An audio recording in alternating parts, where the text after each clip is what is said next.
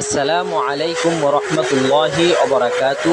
প্রিয় বন্ধুরা, আমি আজকে আপনাদেরকে গাছের কাটিং কিভাবে রোপণ করবেন, কি পদ্ধতিতে রোপণ করবেন আর কি পদ্ধতিতে রোপণ করলে ভালো হবে সেই বিষয়টি আজকে আমি আপনাদেরকে জানাবো। চলুন আমরা আমাদের চ্যানেলে ছোট একটি বিজ্ঞাপন দেখে ভিডিওটি শুরু করি। ডিজিটাল কৃষি খামার চ্যানেল কৃষি জগতে দৃষ্টান্ত স্থাপনকারী এক অনন্য পরিবারের নাম কারি রমজান আলী পরিচালিত, মোহাম্মদ আবু বকর সিদ্দিক প্রতিষ্ঠিত, ইউটিউব জগতে আলোড়ন সৃষ্টিকারী ইউটিউব চ্যানেল ডিজিটাল কৃষি খামার আলো ছড়িয়ে যাচ্ছে বিশ্বময়। প্রথমত যে কাটিংগুলো আপনারা সংগ্রহ করবেন, এই কাটিংগুলোর যাতে গিরো 2টা থেকে 3টা থাকে এমন কাটিংগুলো আপনারা সংগ্রহ করবেন। আমার এনে যে কাটিংগুলো দেখতেছেন, এই কাটিংগুলো এক জায়গা থেকে আনা হয়েছে, তো তারা এভাবে আমাকে কেটে দিয়েছে, যার কারণে এভাবেই আমাকে লাগাইতে হবে। তো আপনারা যদি এই কাটিংগুলো লাগান তাহলে আপনাদের জন্য উচিত হবে যে আপনাদের যে কাটিংগুলো আছে এই কাটিংগুলোর মধ্যে যাতে 2টা থেকে 3টা গিরো যাতে থাকে, তাহলে চারাগুলো অনেক সুন্দর হবে। তো এই কাটিংগুলো অনেকে অনেকভাবে লাগায়, অনেকে চাষ দিয়ে জমিটাকে কাদা বানিয়ে জ্বালার মতো তারা রোপণ করে, আর অনেকে মনে করেন যে চাষ 2-3টা চাষ দিয়ে তারপর এই ধুলা মাটির মধ্যেই রোপণ করে এবং এখানে পানি সেচে দেয়। তো আপনারা যদি অল্প করেন তাহলে আমার জন্য পরামর্শ থাকবে যে আপনারা যেভাবে যে জ্বালা রোপণ করে ধানের চারা রোপণ করে এমনভাবে আপনারা কাদা করে তারপর আপনারা এগুলো রোপণ করবেন।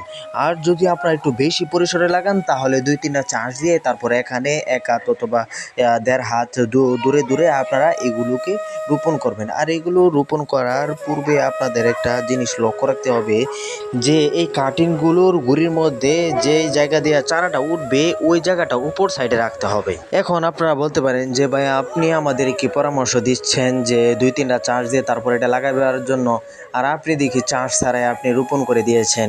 তো আমি বলবো ভাই, আমি এখানে নাইলা শাক ফেলাইছিলাম কিন্তু এগুলো হয় নাই, এখানে এমনি 3-4টা চাষ দেওয়া আছে, এখানে গোবর দেওয়া আছে, সার টার সব কিছু দেওয়া আছে, যার কারণে আমি শুধু 1 হাত দূরে দূরে গর্ত করে আমি এগুলোকে লাগিয়ে দিয়েছি। তো এখানে অন্য কিছু ফসিলও আছে, যে ফসিলগুলো আমি সারা বছর খেয়ে থাকতাম।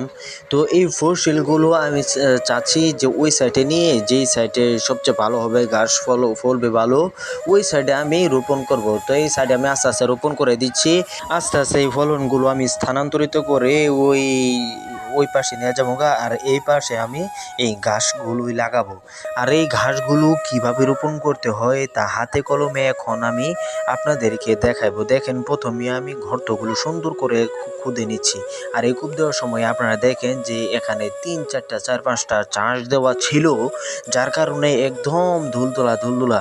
এই কাটিংগুলো রোপণ করার সময় আপনাদেরকে সারি সারিভাবে লাগাইতে হবে যাতে কাটার সময় সুবিধা হয়। এবং আরেকটা জিনিস খেয়াল রাখতে হবে যে সবটি একদিকে হেলায় রাখতে হবে, তাহলে দেখবেন যে আপনারা কাটার সময় অনেকটাই সুবিধা হয়ে যাবে। তো এই দেখেন, একটা কাটিং আমি হাতে নিয়েছি। এই কাটিনের গিরো থেকে দেখেন চারা বের হচ্ছে, গাছের চারা বের হচ্ছে।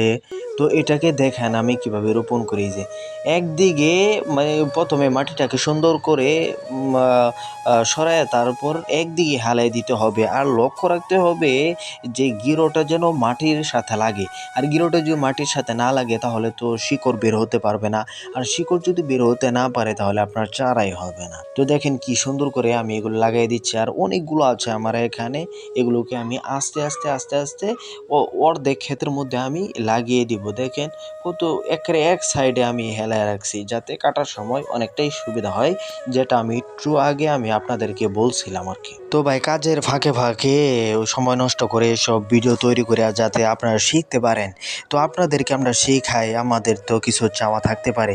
তো ভাই, ভিডিওটি যদি ভালো লাগে আমাদের এই চ্যানেলটি সাবস্ক্রাইব করবেন।